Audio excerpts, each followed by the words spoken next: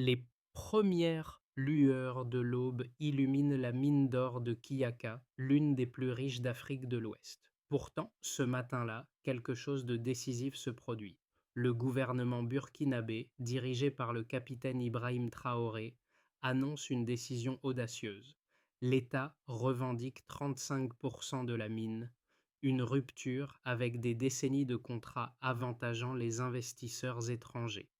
Ce geste va bien au-delà d'une simple revendication économique. C'est une affirmation de souveraineté, un acte de dignité pour un peuple longtemps ignoré. Ibrahim Traoré redéfinit la relation du Burkina Faso avec ses ressources naturelles.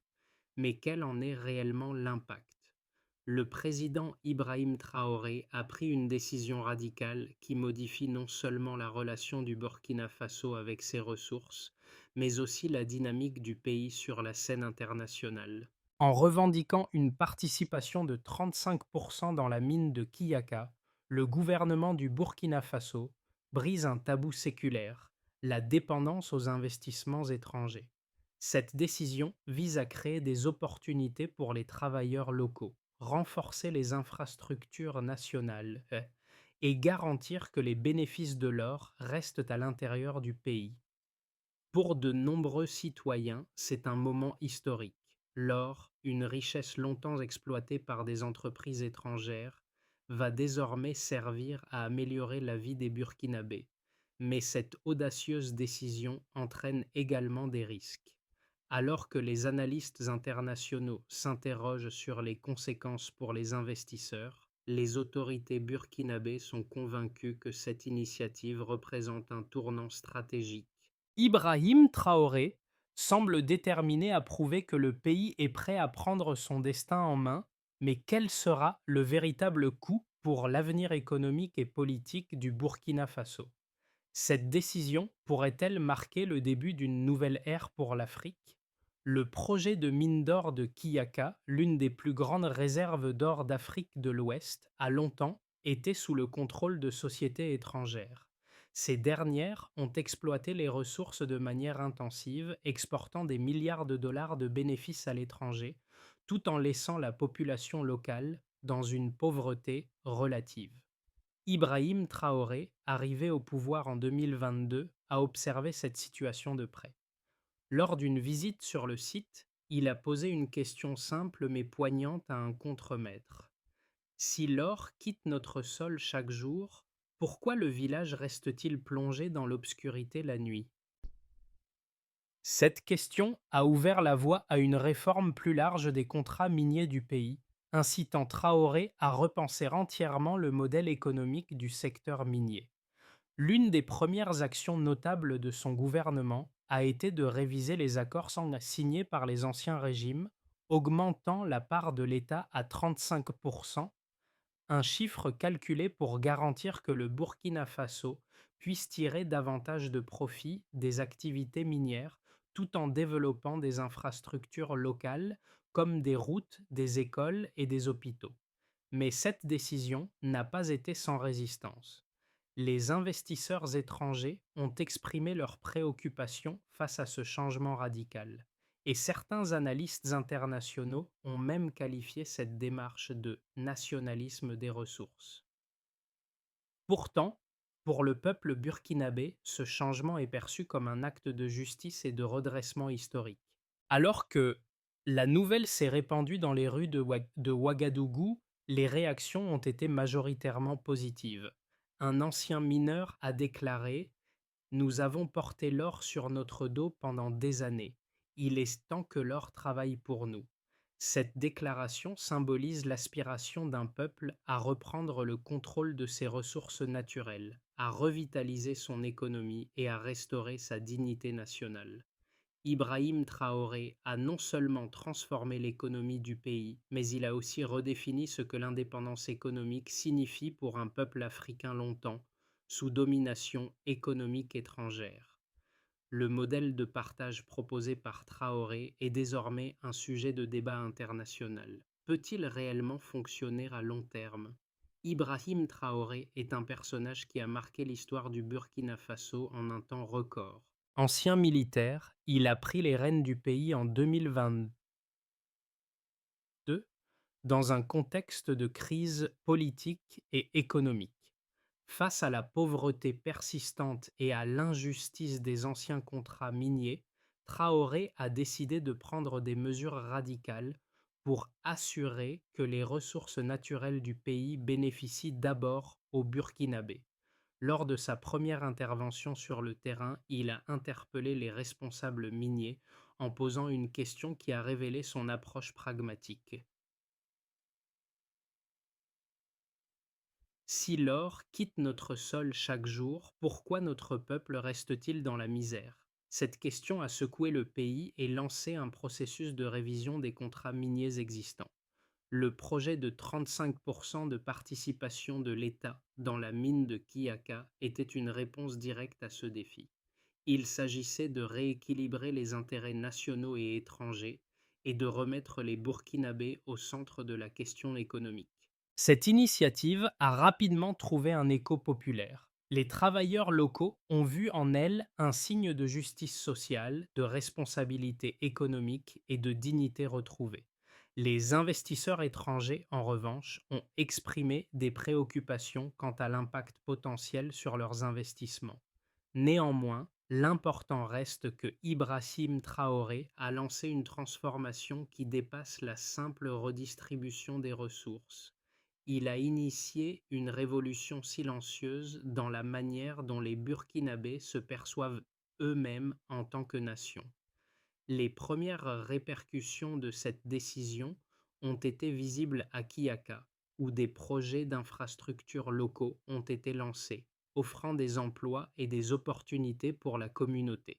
Mais les défis sont encore nombreux.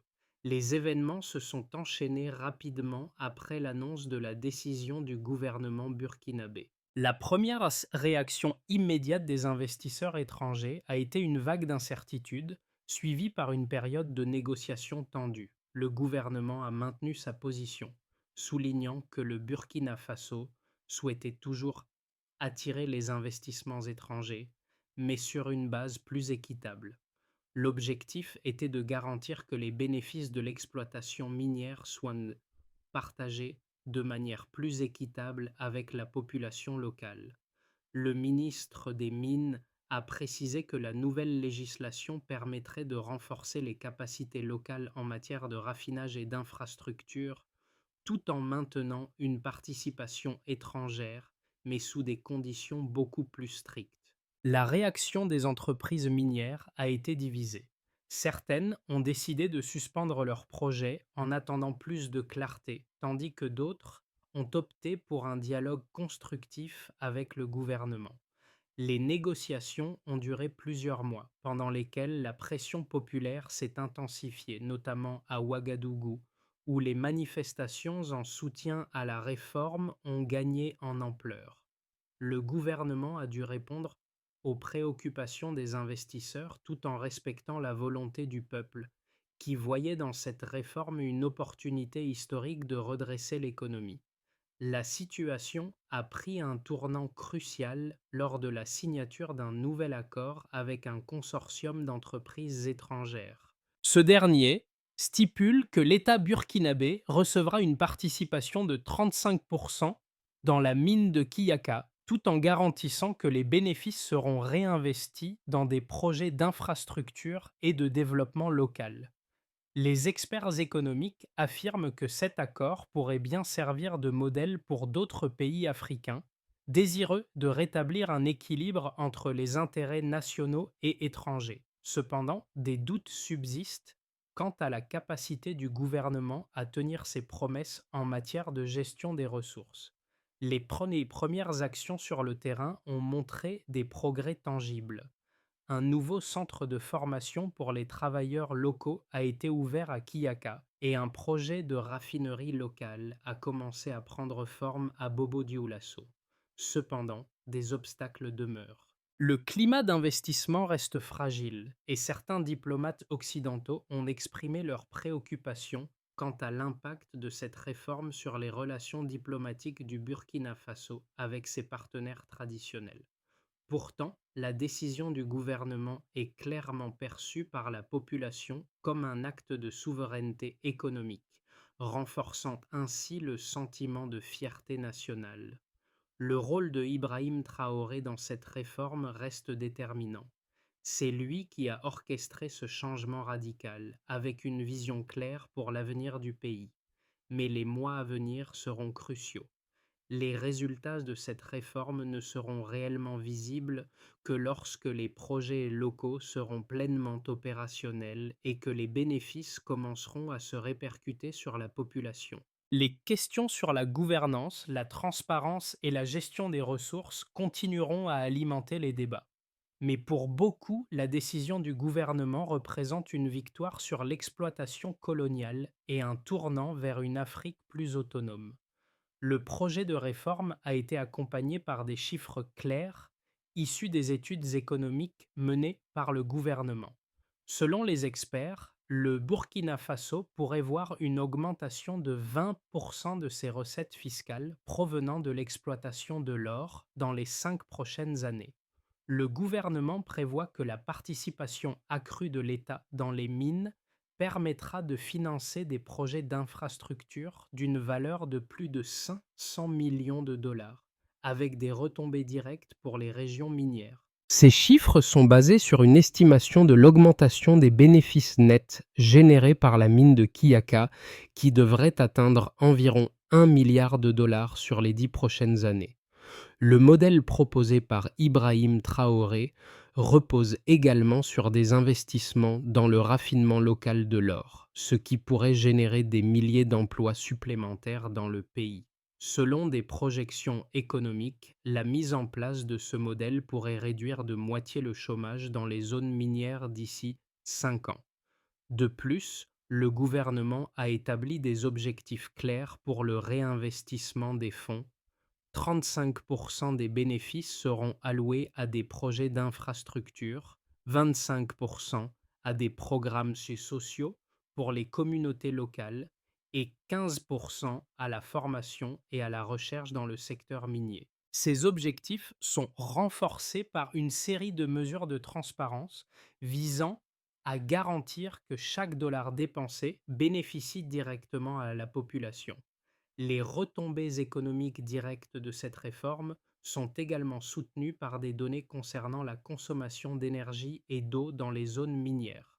Le projet prévoit une réduction de 30% de la consommation d'eau grâce à l'utilisation de technologies plus durables et une augmentation de 15% de la capacité énergétique dans les régions productrices d'or. Enfin, un rapport de l'ONU sur les ressources minières en Afrique suggère que ce modèle de partage des ressources pourrait être un modèle pour d'autres pays du Sahel qui font face à des défis similaires en matière de gestion des ressources naturelles. Ce rapport prévoit que d'ici 10 ans, le Burkina Faso pourrait devenir un modèle régional en matière de gestion minière durable, à condition que les réformes actuelles soient suivies d'une gestion rigoureuse et transparente. Lorsque le gouvernement burkinabé a annoncé sa réforme du secteur minier, les opinions étaient partagées entre optimisme et scepticisme. D'un côté, les partisans de la réforme soulignent que le Burkina Faso se lance dans une démarche nécessaire pour inverser des décennies de négligence économique et pour redonner du pouvoir aux citoyens. Selon eux, la réforme permettrait de stimuler l'économie locale, de créer des emplois et de rétablir la justice sociale, tout en offrant des opportunités pour les générations futures. Pour ses défenseurs, le modèle proposé par Ibrahim Traoré est un exemple de leadership responsable et visionnaire, soulignant la souveraineté économique comme étant au cœur du développement du pays. Ce modèle présente également des avantages indéniables en termes d'indépendance énergétique et de développement durable dans les zones minières. Toutefois, un autre groupe d'analystes remet en question la viabilité de cette réforme à long terme.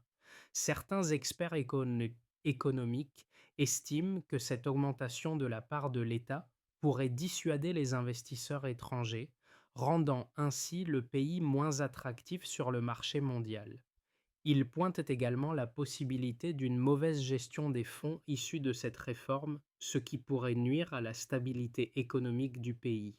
Enfin, certains opposants critiquent le manque de clarté sur la façon dont les bénéfices seront réellement redistribués au peuple. Ces critiques suggèrent que le gouvernement pourrait utiliser cette réforme pour renforcer son pouvoir au détriment de la transparence et de l'efficacité. En effet, le pays a déjà été confronté à des problèmes de corruption dans d'autres secteurs. La question de savoir si Ibrahim Traoré peut réellement mettre en œuvre cette réforme sans compromettre la stabilité économique demeure un sujet de débat. L'un des points de friction majeurs est la question du climat d'investissement. Les économistes du FMI et de la Banque mondiale soulignent que, bien que la réforme présente des avantages sociaux évidents, elle pourrait rendre le pays vulnérable aux fluctuations économiques mondiales, notamment en ce qui concerne les prix de l'or. Il reste donc à voir si le modèle de Ibrahim Traoré réussira à allier souveraineté économique et attractivité pour les investissements étrangers. Ibrahim Traoré a réussi à surprendre tout le monde avec une décision audacieuse: prendre 35% du contrôle de l'une des plus grandes mines d'or d'Afrique de l'Ouest. Mais, plus important encore, ce n'est pas seulement l'or qu'il cherche à revendiquer, c'est la dignité du Burkina Faso. Ce geste symbolique a marqué un tournant dans la relation du pays avec ses ressources naturelles et a permis à la population locale de se sentir plus impliquée dans le développement de leurs propres richesses. Ce qui se passait dans les rues de Ouagadougou et dans les villages autour de Kiyaka n'était pas seulement une question de politique économique, mais un mouvement populaire qui redonnait de la fierté aux Burkinabés. Pourtant, les premiers signes de tension se sont rapidement fait sentir. L'accueil des investisseurs étrangers, bien que favorable au début, a vite été teinté de scepticisme. La grande question demeure: Ibrahim Traoré réussira-t-il à maintenir cet équilibre entre souveraineté nationale et attractivité économique? L'enjeu n'est pas seulement l'or, mais la position du Burkina Faso sur la scène internationale. Alors que les observateurs internationaux scrutent chaque mouvement, la décision de Traoré pourrait bien redéfinir les relations entre l'Afrique et le reste du monde. Les conséquences de la réforme minière en cours au Burkina Faso se font déjà ressentir dans plusieurs secteurs de l'économie. D'une part, la révision des contrats miniers a ouvert la voie à une redistribution des bénéfices plus équitable, avec des fonds désormais alloués au développement local et à la modernisation des infrastructures. Le gouvernement a déjà commencé à investir dans des projets de construction d'écoles, d'hôpitaux et de routes dans les régions minières. Ces changements sont visibles à Kiyaka, où un programme de formation pour les travailleurs locaux a été lancé, offrant des opportunités d'emploi à des centaines de jeunes. Le pays est également en train de bâtir sa première raffinerie d'or à Bobo-Dioulasso, ce qui pourrait générer des milliers de nouveaux emplois dans les années à venir. Selon les prévisions économiques, cette initiative pourrait réduire le chômage dans les zones rurales de 20% d'ici 5 ans. Les observateurs notent également une légère augmentation des investissements dans les infrastructures énergétiques et hydrauliques, permettant ainsi aux régions minières de disposer d'une énergie plus fiable et durable. Cependant, les conséquences ne sont pas uniquement positives. La décision de Ibrahim Traoré a également créé des tensions avec certains partenaires internationaux, notamment avec les États-Unis et l'Union européenne, qui ont exprimé des préoccupations quant à l'impact de cette réforme sur les investissements étrangers. Les entreprises minières occidentales, bien que toujours présentes, ont commencé à revoir leur stratégie d'investissement, certains analystes prédisant une réduction de la présence étrangère dans le secteur minier burkinabé. Cela pourrait ralentir la croissance économique à court terme, notamment si les investissements nécessaires pour moderniser l'industrie minière ne sont pas réalisés. Par ailleurs, certains observateurs s'inquiètent des risques de corruption associés à la gestion des fonds générés par la réforme.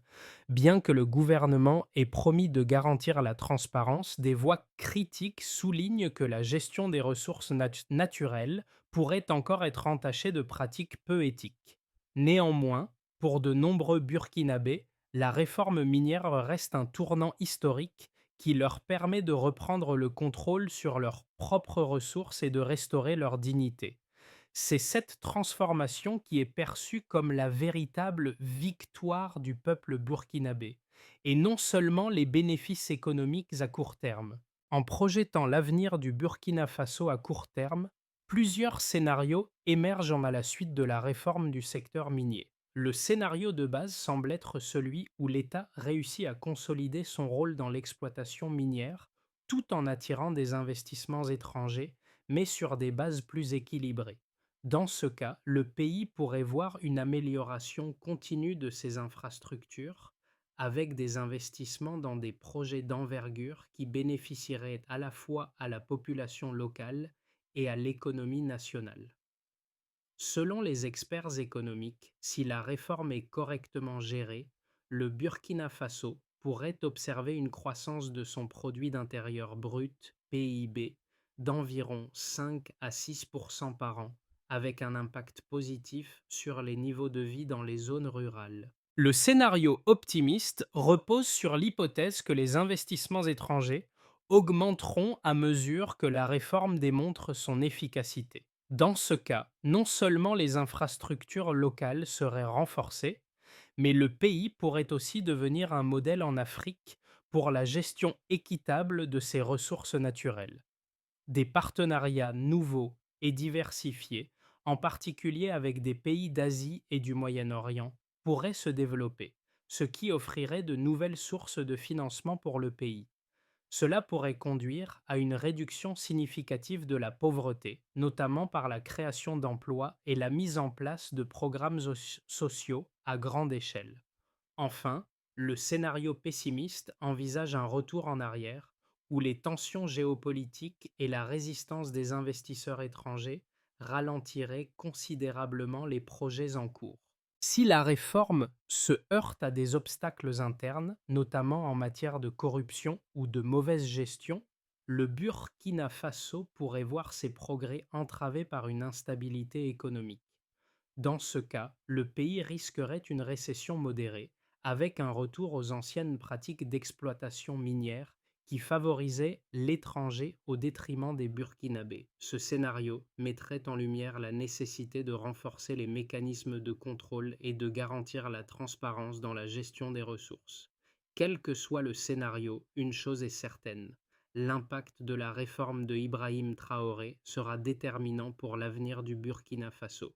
Ce qui semble être une période de transition pourrait bien aboutir à un tournant décisif dans la manière dont les ressources naturelles sont gérées à l'échelle nationale, avec des ramifications sur la politique interne et les relations internationales du pays. La réforme minière menée par Ibrahim Traoré au Burkina Faso a un impact direct sur plusieurs groupes de la population. Pour les Burkinabés vivant près des sites miniers, la promesse de développement local est une source d'espoir. Ces personnes, autrefois délaissées par les contrats miniers précédents, voient enfin une possibilité de bénéficier directement de la richesse de leurs terres.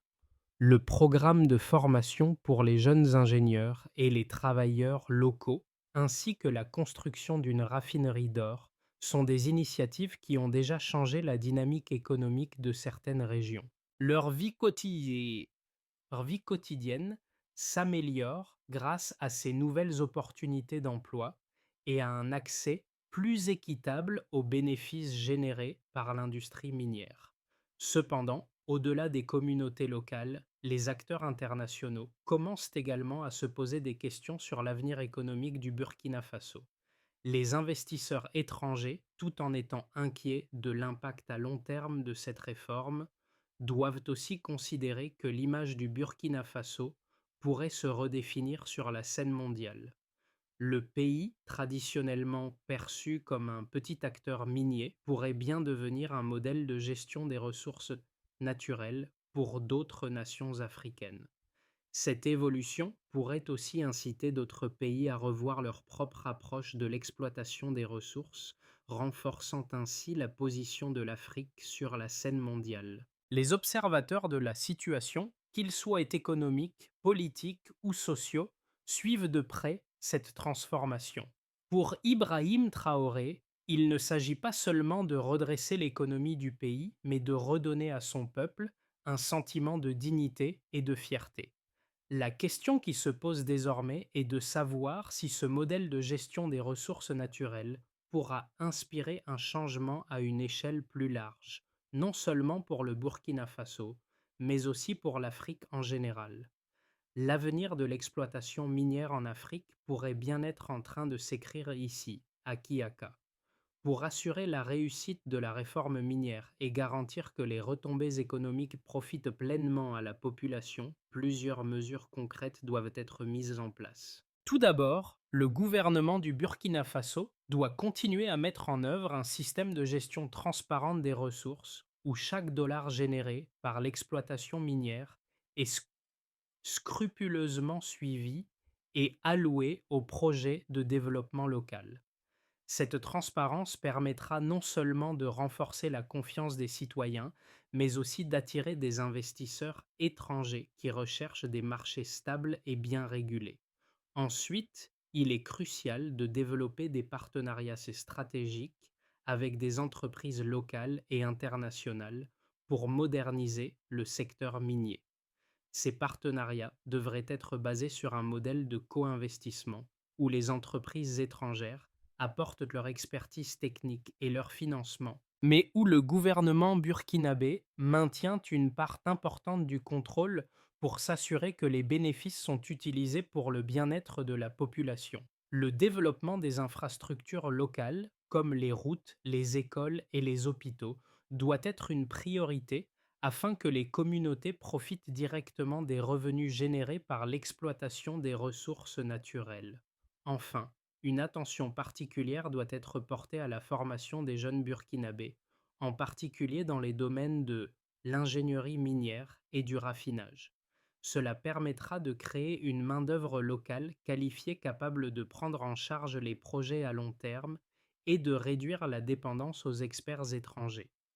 À terme, ces initiatives devraient non seulement garantir un meilleur partage des richesses, mais aussi favoriser un développement durable et équitable pour l'ensemble du pays.